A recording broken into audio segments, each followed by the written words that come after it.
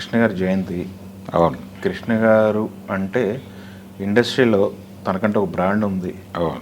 ఎన్టీఆర్ గారు, నాగేశ్వరరావు గారు ఉన్న తరుణంలో కృష్ణ గారు ఎదిగిన తీరు, అవును. ఆయన మిగిల్చి వెళ్ళిన జ్ఞాపకాలు. 81 జయంతి ఈరోజు.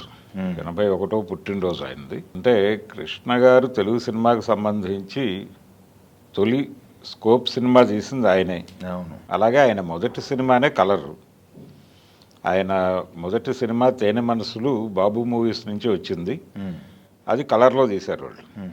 మొదట బ్లాక్ అండ్ వైట్లో అనుకుని మొదలుపెట్టారు. అయితే మొత్తం నటీనటులందరినీ కొత్త వాళ్ళనే తీసుకున్నారు ఆ సినిమాలో ప్రతి క్యారెక్టర్కి.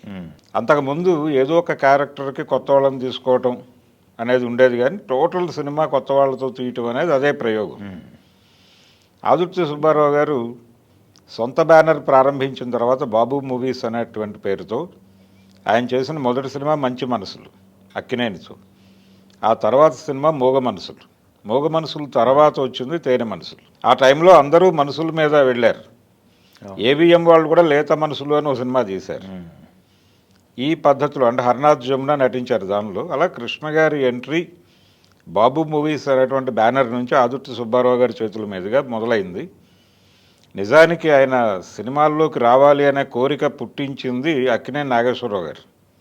దేవదాస్ సినిమా విజయోత్సవాలలో భాగంగా ఆయన తెనాలి వెళ్ళినప్పుడు ఆ క్రేజ్ చూసి మనం కూడా హీరో కావాలనుకున్నాడు. అయితే నిజానికి తన ఎన్టీఆర్ అభిమాని.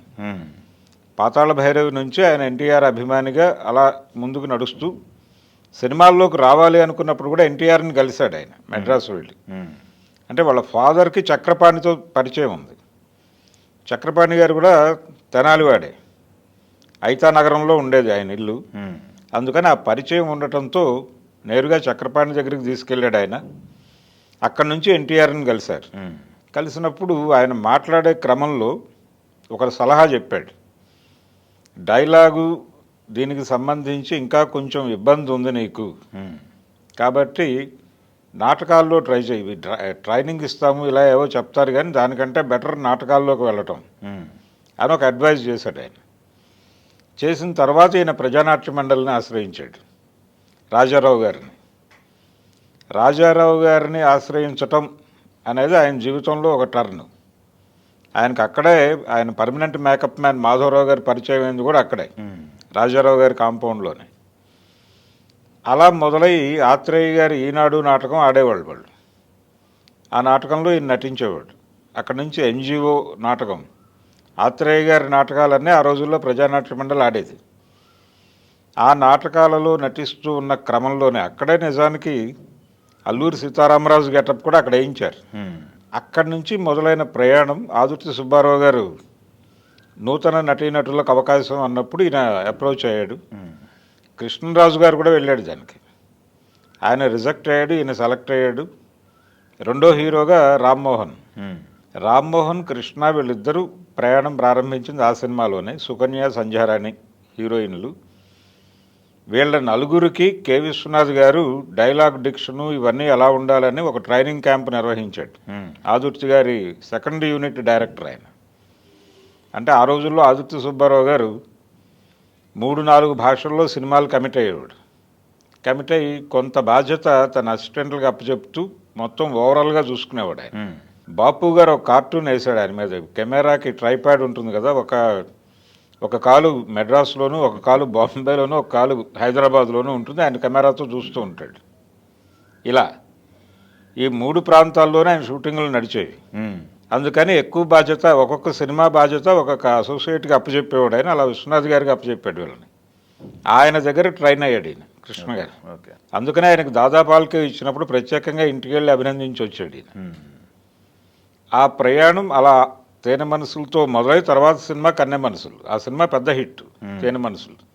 రెండో సినిమా కొంత ఇబ్బంది పెట్టింది. ఆ తర్వాత ఆయన డూండి గారి దృష్టిలో పడ్డాడు. అదే టైంలో బాపు రమణలు సాక్షి అనేటువంటి కథతో అప్రోచ్ అయ్యారు. ఆ సినిమా అంగీకరించాడు అయినా.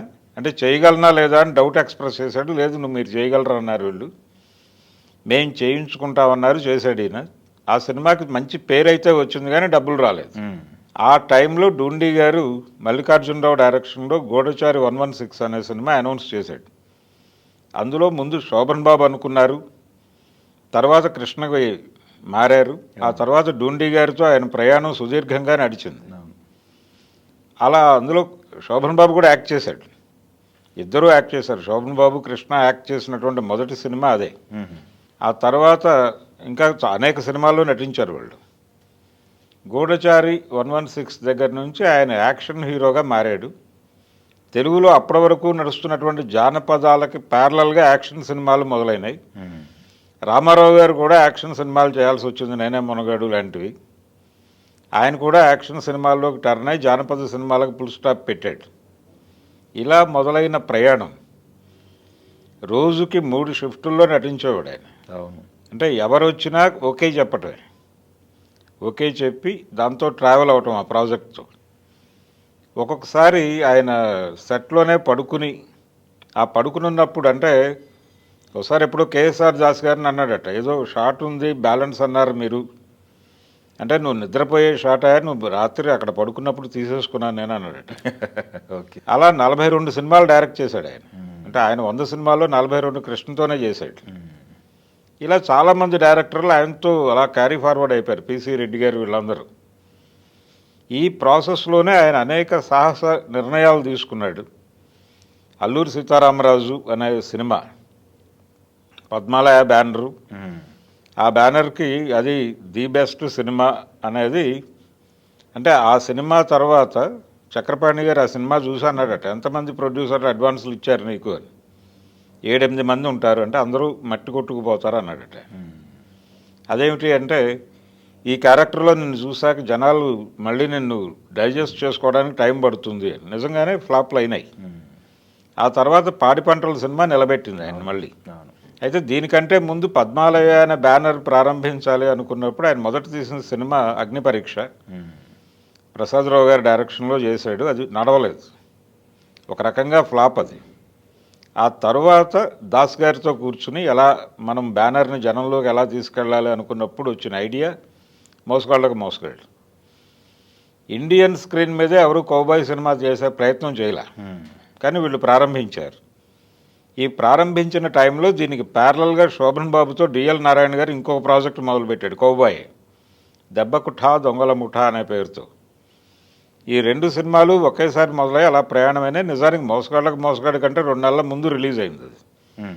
ఈ సినిమాకి వచ్చిన ప్రాబ్లం ఏంటంటే కలర్లో తీశారు, వాళ్ళు బ్లాక్ అండ్ వైట్లో తీశారు. అప్పట్లో కలర్ ఫిల్మ్ దొరకడం చాలా కష్టం, అందుకని దానికి సంబంధించిన కష్టాలు పడ్డారు. అలాగే రాజస్థాన్ వెళ్ళి అక్కడ ఎడారుల్లో షూటింగ్ చేశారు, వీళ్ళు చాలా కష్టపడ్డారు. ఆ సినిమా చాలా, అంటే ఆ సినిమా అయిపోగానే ఎన్టీఆర్కి చూపించారు ముందు. ఆయన చూసి ఒక జడ్జిమెంట్ చెప్పాడు, బాబు ఇది యూత్ కనెక్ట్ అవుతుంది కానీ మహిళలు రారు థియేటర్కి, మీరు అనుకుంటున్నటువంటి రేంజ్ సక్సెస్ ఇవ్వదు కానీ డబ్బులు వచ్చేస్తాయి, రిపీట్ రన్స్లో మీకు చాలా డబ్బులు వస్తాయి అని చెప్పాడు ఆయన. అదే జరిగింది. ఇక అక్కడి నుంచి ప్రతి సినిమా డెసిషను ఆయనకు చెప్పే చేసేవాడు ఆయన. ఈ ప్రాసెస్లో 12 కాపురం సినిమా ఆయన జడ్జిమెంట్ కోసం వెళ్ళారు, డబ్బులు పెట్టాలా వద్దా అని అడిగితే పెట్టండి ఏం పర్వాలేదు అన్నాడు, పెట్టాడు. అది హిట్ అయింది. ఆ ఫంక్షన్కి ఎన్టీఆర్ చీఫ్ గెస్ట్, ఆయనతో కమిట్మెంట్ డయాస్ మీద తీసుకుని దేవుడు చేసిన మనుషులు కమిట్ చేశాడు. అది పెద్ద హిట్. దాని తర్వాత సీతారామరాజుకి వెళ్ళారు, అక్కడ చిన్న వైరం ఇద్దరికి. సీతారామరాజు నేను చేయను మీరు చేయొద్దు అన్నాడు ఆయన. లేదు మేము చేసేస్తామని బయటకు వచ్చి వీళ్ళు చేసేసారు. ఆ తర్వాత ఎప్పుడో ఆయన ఒకసారి సినిమా చూసి ఇంతకంటే చేసేదేం లేదులే వదిలేయండి అంటే వేరే ప్రొడ్యూసర్ ఆయన అప్రోచ్ అయ్యాడు, సీతారామరాజు మీతో చేస్తానని. పాపారాయుడు తర్వాత లేదు లేదు అంతకంటే చేసేదేం లేదు వదిలిపెట్టేయండి ఆ సబ్జెక్ట్ అని చెప్పాడు, డ్రాప్ అయ్యాడు ఆయన. ఆ మేరకు ఇన్ఫ్లుయెన్స్ వేసాడు. అంటే ఎన్టీఆర్ గారితో మధ్యలో ఆయన పొలిటికల్గా కూడా డిఫర్ అయ్యి ఆయనకు వ్యతిరేకంగా అనేక సినిమాలు తీసినప్పటికీ అభిమానం ఉండేది. అందుకని తన 300వ సినిమా తెలుగు వీర లేవరాకి రామారావు గారితోనే క్లాప్ కొట్టించాడు. అప్పటికి పొలిటికల్గా ఆయన మీద దాదాపు 7-8 సినిమాలు తీసున్నాడు ఆయన. అలాగే ఒక ఫంక్షన్లో కృష్ణ కనిపిస్తే ఆయన నా మీద సినిమాలు తీస్తున్నారట, డబ్బులు వస్తున్నాయా అని అడిగాడట ఆయన. నష్టపోతున్నారా అనవసరంగా అని. ఆ రిలేషన్ ఉండేది వాళ్ళకి, ఒక రకంగా గురు శిష్య బంధం ఉండేది. ఇలా ప్రతి ఒక్కరితోనూ ఆయన అక్కినేని నాగేశ్వరరావు గారితో కూడా దేవదాస్ టైంలో చిన్న భేదాభిప్రాయాలు వచ్చినాయి. ఆ భేదాభిప్రాయాలు అలా ఉంచాలనుకోలేదు. ఏ విజయకృష్ణ బ్యానర్లో వచ్చిన దేవదాస్ నుంచి డిఫరెన్సెస్ వచ్చాయో అదే బ్యానర్లో ఆయనతో హేమహేమిల్ సినిమా చేశారు. ప్రతి ఒక్కళ్ళతోనూ కార్డియల్ రిలేషన్స్ ఉంచుకోవటం వలనే తెలుగులో ఆయన చేసినన్ని మల్టీ స్టారర్లు ఎవరూ చేయలే ఇప్పటి వరకు. అది రికార్డ్ ఆయన పేరుతో. మొదటి స్కోప్ సినిమా తీసింది ఆయనే తెలుగులో. కలర్ అంటే లవ్ కుశ కలరు, అయితే సోషల్ కలరు తేనె మనసులే. అప్పటికి రామారావు గారు కూడా సోషల్ కలర్ చేయలే. ఆ తర్వాత దేశోద్ధారకులు చేశాడు ఆయన. ఆ తర్వాత తన సినిమా టెక్నికల్గా సౌండ్గా ఉండాలని కోరుకునేవాడు ఆయన. విఎస్ఆర్ స్వామి, దాసు గారు వీళ్ళందరినీ ఎంకరేజ్ చేసేవాడు. స్వామి గారు ఎలివేట్ అయింది కృష్ణ గారి సినిమాల నుంచే. ఆయనకు అవకాశం ఇచ్చాడు ఈయన. సీతారామరాజు మొదటి స్కోప్ ఇన్ తెలుగు అంటారు, కానీ ఇండియన్ తెర మీద మూడో ఒక స్కోప్ అది. ఓకే. మొదట పాకీజా తీశారు, తర్వాత మలయాళంలో ఒక సినిమా వచ్చింది, తర్వాత సీతారామరాజు. అలాగే మొదటి 70mm కూడా ఆయనే, సింహాసనం తన డైరెక్షన్లో. నిజానికి సీతారామరాజు సినిమాకై ఆయన రామచంద్రరావు గారు చనిపోయారు. సినిమా మొదలై ఫస్ట్ షెడ్యూల్ అవుతూ ఉండగానే చనిపోయాడు ఆయన. ఆయన చనిపోయేటప్పుడు హాస్పిటల్లో ఈయనతో మాట్లాడిన మాట ఏంటంటే, దయచేసి స్క్రిప్ట్ రెడీగా ఉంది కాబట్టి ఇంకెవరిని డైరెక్టర్గా పెట్టద్దు, సాధ్యమైనంత వరకు నువ్వే చేసేయి, ఎలాగూ టీం ఉంది, వాళ్ళందరికీ స్క్రిప్ట్ అర్థమైంది కాబట్టి వెళ్ళిపోతుంది, ఏ ఇబ్బంది లేదు, నువ్వు చూసుకో, ఏదైనా ఇబ్బంది వస్తే దాస్ గారి హెల్ప్ తీసుకో అన్నాడు ఆయన. అదే చేశాడు ఈయన. దాస్ గారు ప్రధానంగా చేసింది యాక్షన్ సీన్ల వరకు ఆయన తీశాడు, మిగిలిన టాకీ పార్ట్ ఈయనే చేసుకున్నాడు. అట్లా డైరెక్టర్గా ఆయన మొదటి సినిమా సీతారామరాజే. ఆ తర్వాత ఆయన అధికారికంగా పేరేసుకున్న సినిమా సింహాసనం, అది మొదటి 70mm సినిమా. ఇలా అనేక రికార్డులు ఆయన పేరుతో ఉన్నాయి తెలుగు సినిమాల్లో. అలాగే 80 దశకం ప్రారంభంలో జ్యోతి చిత్ర అనే పత్రిక, ఆంధ్రజ్యోతి వారిది, అప్పుడు కేఎల్ఎన్ ప్రసాద్ గారి వాళ్ళ పిల్లల చేతుల్లో ఉండేది అది. ఓకే. వాళ్ళు సూపర్ స్టార్ కంటెస్ట్ పెట్టారు. అంటే పత్రిక కొని ఆ బ్యాలెట్ పంపాలి వాళ్ళకి. అంటే ఆంధ్రజ్యోతి కార్యాలయంలో ఇచ్చేయాలి, ఒక బాక్స్ పెట్టేవాళ్ళు అక్కడ ప్రతి ఊళ్ళోనూ. ఆ బ్యాలెట్లో మొదట ఎన్టీ రామారావు గారు సూపర్ స్టార్గా వచ్చాడు. ఆయన ఆ సంవత్సరం తర్వాత ఆయన పాలిటిక్స్లోకి వెళ్ళిపోయాడు. వెళ్ళిపోయిన తర్వాత వరుసగా 4 ఏళ్ళు ఈయనే సూపర్ స్టార్ వచ్చాడు. ఓకే. ఇది మరీ రొటీన్గా ఉంది, ఆపేయండి అని చెప్పి తనే చెప్పాడు వాళ్ళకి. ప్రతి సంవత్సరం మీరు అనౌన్స్ చేయటం, నేను డాష్ మీద తీసుకోవటం, ఇది ఇబ్బందికరంగా ఉంది, వదిలేసేయండి అని అన్నాడు. అలా ఒక చాలా దేన్నైనా ఓపెన్గా మాట్లాడేవాడు ఆయన, డాష్ మీద కానీ ఎక్కడైనా కానీ. రెండోది, తను చాలా హంబుల్గా ఉండేవాడు ప్రతి ఒక్కళ్ళ పట్ల.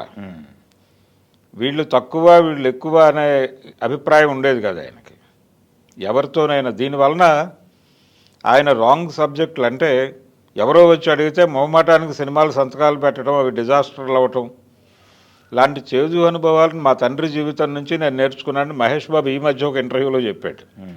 అది చేసేవాడు ఆయన. ఎవరు అప్రోచ్ అయినా కానీ వాళ్ళకి ఏదైనా ఇబ్బందులు ఉంటే తన భుజాన్ని వేసుకునేవాడు.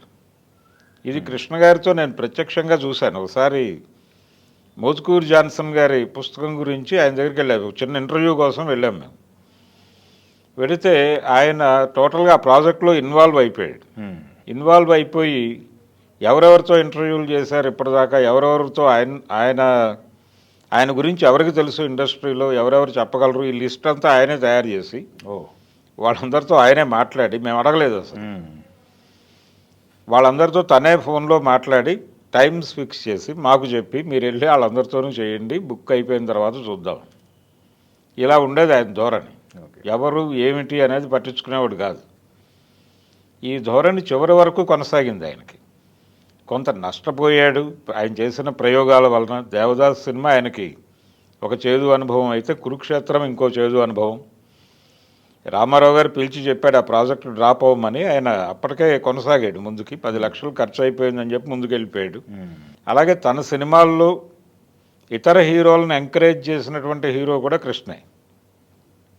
ఆయన తన బ్యానర్లో కృష్ణరాజు హీరోగా సినిమా తీశాడు, తన బ్యానర్లో ఎన్టీఆర్ హీరోగా సినిమా తీశాడు. ఇలా ఇంకొకళ్ళు కనిపించరు. అయితే రామారావు గారు చాణక్య చంద్రగుప్త తీశాడు.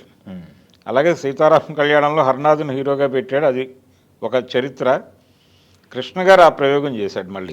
ఆ తర్వాత యాక్షన్ సినిమాలు, అంటే వయసు రీత్యా ఆయన ఆయన వెనకపడుతున్నటువంటి టైంలో చిరంజీవి ఎంట్రీ అవ్వడం, కొత్త హీరోలు రావడం, ఇక వాళ్ళతో కూడా సినిమాలు చేశాడు ఆయన. అంటే ఎన్టీఆర్తో మొదలుపెట్టి మల్టీ స్టారర్లు నాగార్జున వరకు చేశాడు ఆయన. ఈ ధోరణి ఇలాంటి హీరో. అలాగే ఆయన హిందీలో కూడా సినిమాలు ప్రొడ్యూస్ చేశాడు జితేంద్రతో, చాలా పెద్ద హిట్స్ తీశాడు. ఇలా భారతీయ నటుడు. రెండోది భారతదేశంలోనే మొదటి కౌబాయ్ సినిమా తీసినటువంటి హీరో కృష్ణ. ఇలా అనేక తెలుగు సినిమా చరిత్రలో ఆయనది ఒక సువర్ణాధ్యాయం.